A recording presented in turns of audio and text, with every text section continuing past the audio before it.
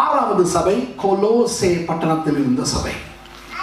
கொலோசே பட்டணம் கொஞ்சம் மனுஷர்களுடைய கட்டுக்கதைகளை ரொம்ப நம்புகிற ஒரு சபை. புரிகிறதா?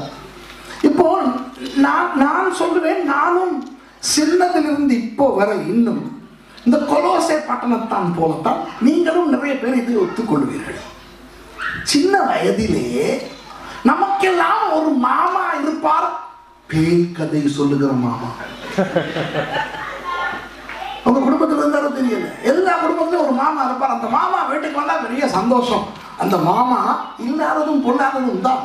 ஆனால் அவ்வளவு நன்றாக பேய் கதைகள் சொல்லுவார், அவருக்கு நடந்ததாக சொல்லுவார், கேட்க ஆசையா இருக்கும்.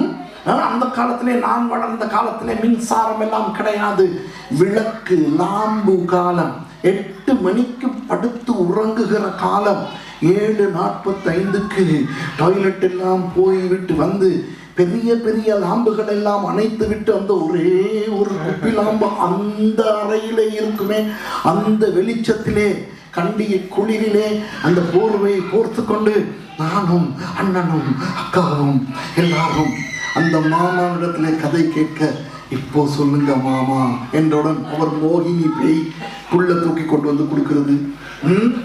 அந்த கதை இந்த கதை, இப்படி இந்த பக்கம் பல்லு வைத்துக் கொண்டு சித்தி வருவது, இப்படி அந்த பயங்கர கதைகளை எல்லாம் சொல்லுவார். ஆசையா இருக்கும், பயமா இருக்கும், ஆசையா இருக்கும். ஆனால் அந்த காலத்தில் எங்களுக்கு இருந்த பிரச்சனை என்ன தெரியுமா? அது அவ்வளவும் உண்மை என்று நம்புவது.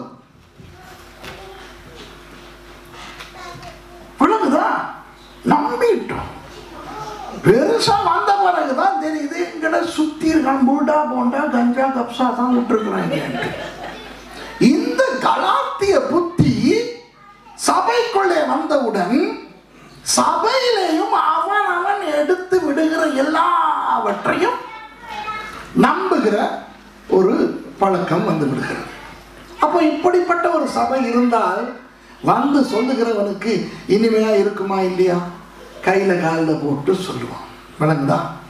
அப்போ என்னவென்றால், இப்போ கலாத்திய கிறிஸ்தவர்கள் என்றால் நீங்கள் கலாத்திய கிறிஸ்தவர்கள் என்றால் கொஞ்சம் எபேசு கிறிஸ்தவர்களையும் கலாத்தியா கிறிஸ்தவர்களையும் ஒப்பிட்டு நான் உங்களுக்கு சொல்லுகிறேன்.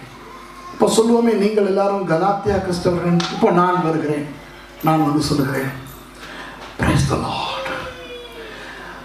நல்லா இருக்கிறீங்களா எல்லாரும்? praise the Lord. இன்று காலை 3 மணிக்கு நான் தியானத்திலே இருந்த பொழுது, இன்று இந்த சபைக்கு என்ன வார்த்தையை கொடுக்கலாம் நாதா என்று நான் காத்திருந்த பொழுது அறை அப்படியே பிரகாசித்தது. அந்த இடத்திலே ஒரு தேவதூதன் வந்து நின்றார். நான் அவரை பார்த்தவுடன் அறிந்து கொண்டேன், இது காவிரியர். இப்ப நீங்க கலாத்தியா கிறிஸ்தவர்கள்னா உங்க உடம்பெல்லாம் புல் அரைக்கும். ஐயோ, கூட்டம் முடிஞ்சோடனே இவர்கிட்ட ஓடி போய் தலையில கை வச்சு ஜெபிச்சுக்கணும். ஏன் இன்னைக்கு காலையில காவிரியல கண்டுட்டு வந்திருக்காரு. இதே நீங்கள் எபேசிய கிறிஸ்தவர்கள் என்றால் நீங்கள் கேட்டுக்கொண்டிருப்பீர்கள், சொல்லு, ஆனால் வேதத்திலே இது நடக்கக்கூடியதா என்று நான் ஆராய்ந்து பார்ப்பேன். வித்தியாசம். அப்போ கலாத்தியா சபைகளை ஏமாற்றலாம் மனுஷர்களுடைய கட்டுக்கதைகளால். புரியுதா உங்களுக்கு?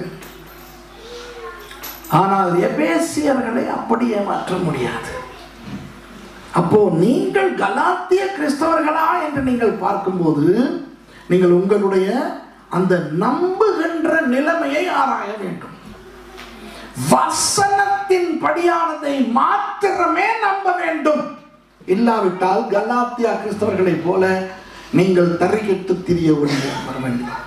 கலாத்தியருக்கு எழுதப்பட்ட நிருபத்தை நீங்கள் வாசித்து பார்த்தால் உங்களுக்கு தெரியும். பவுலடியார் போராடுகிறார், சொல்கிறார், ஐயோ, கண்டவனும் வந்து கண்டதையும் சொல்லுகிறதையும் நம்பாதே அப்பா. அவன் மனுஷனுக்கு மனதுக்கு தோன்றுகிறதையெல்லாம் வந்து சொல்லுகிறான், நம்பாதே, கவனமாயிரு. இதுதான் கலாத்தியா. அவன் அவனுடைய சடங்காச்சாரங்களை, உலகத்தின் விடயங்களை எல்லாம் உள்ளே கொண்டு வரும். உலகத்தை உள்ளே கொண்டு வருவார்கள். இப்படித்தான் செய்ய வேண்டும், இப்படித்தான் செய்ய வேண்டும் என்று உலக கோட்பாடுகளை சபைக்குள்ளே கொண்டு வருவார்கள். கலாத்தியாவில் இது நடந்தது. ஆனால் வசனத்துக்கு முதலிடம் கொடுக்க வேண்டியது முக்கியம் என்பதுதான் கலாத்திய கிறிஸ்தவர்களுக்கு பவுலடியார் மூலம் வருகின்ற அந்த ஆலோசனை. கடைசி சபையை பார்த்து முடிப்போமா?